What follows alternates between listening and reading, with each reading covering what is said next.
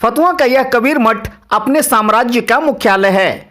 इस मठ से पटना ही नहीं बल्कि अलग अलग क्षेत्रों के चल अचल संपत्तियों का भी नियंत्रण यहीं से होता है। अकूत संपत्ति के मालिकाना हक वाला यह मठ शुरू से ही विवादों के केंद्र में रहा है।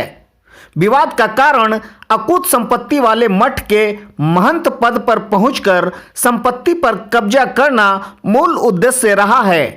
यही वजह है कि अब तक इस मठ के कुल 4 महंत की हत्या हो चुकी है।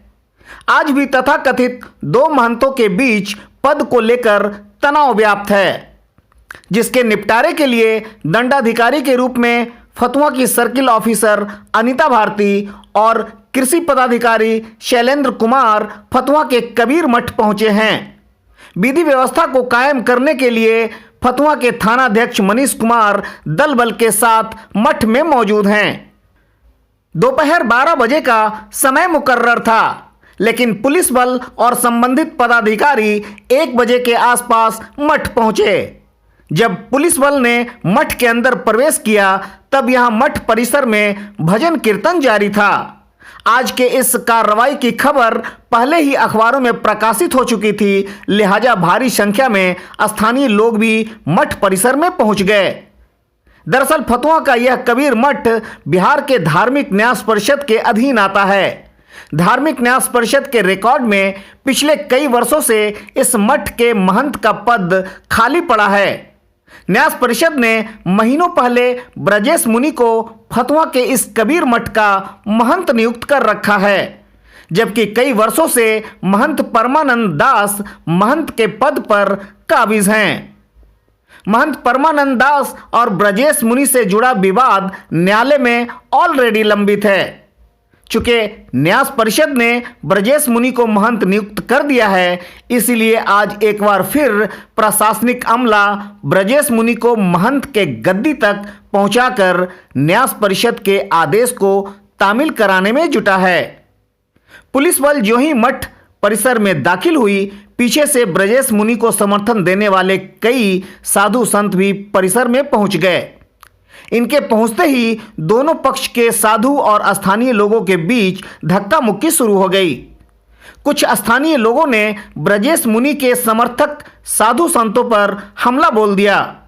जैसा कि तस्वीर में दिख रहा है, ये सभी साधु संत एक दूसरे की दाढ़ी खींचते हुए नजर आए, लेकिन मौके पर मौजूद थानाध्यक्ष मनीष कुमार अपने पुलिस वालों के साथ मिलकर फौरन ही इस स्थिति को काबू कर लिया।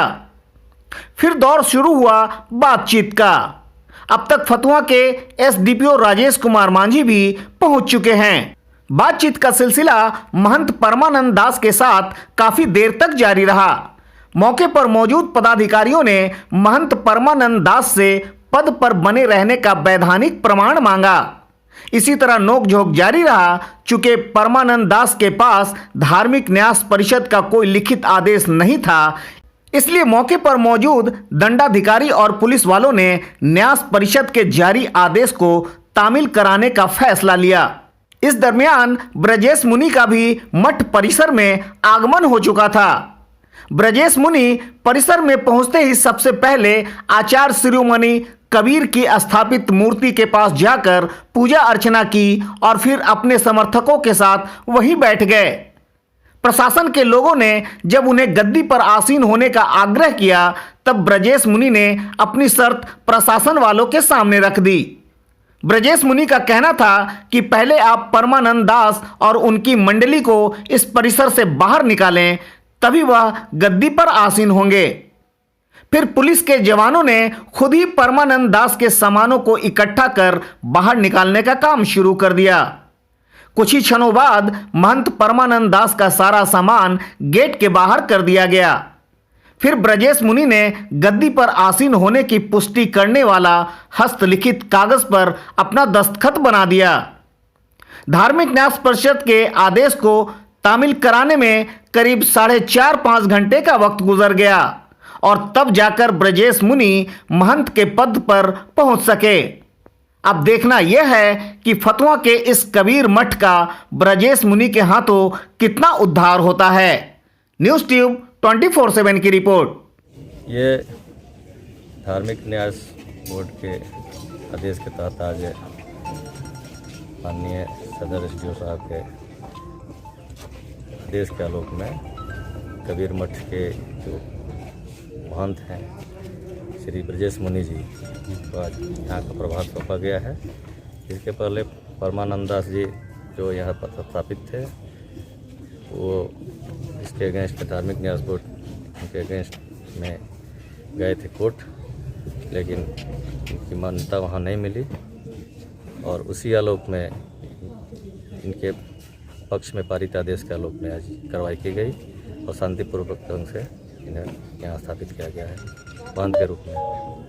महंत रूप में अभी मुनि जी हैं, अभी आज इनकी नियुक्ति हुई है और ये पदस्थापित हुए हैं महंत के रूप में।